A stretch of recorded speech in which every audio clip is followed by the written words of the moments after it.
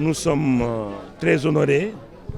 Aujourd'hui, le bureau confédéral de la CDSL, dans le cadre de notre souci de décentraliser nos activités de la fête du 1er mai, de venir à Rufisque, à la mairie de Rufisque-Est, rencontrer les travailleurs, discuter avec eux et fêter avec eux ce 1er mai. Et nous avons été honorés aussi de la présence du maire de cette commune. Nous avons donc pu constater que notre démarche est bonne parce que la rencontre a été une rencontre très efficace, très bien organisée.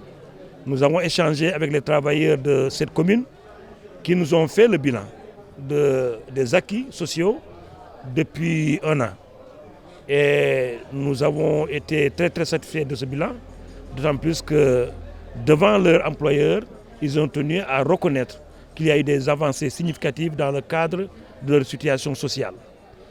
Néanmoins, comme nous avons l'habitude de le dire, tant qu'on est derrière les machines, tant qu'on est dans les bureaux, tant que les machines tournent, les revendications naissent tous les jours.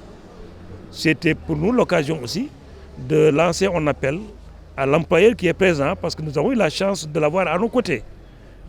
On lui a dit que vous avez beaucoup fait, vous êtes en train de faire, mais il faut encore améliorer, il faut encore faire. Et la discussion autour de cette subvention des syndicats.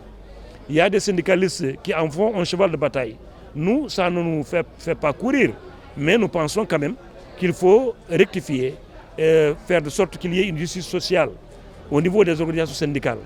Toutes légalement constituées, elles sont toutes d'égale dignité.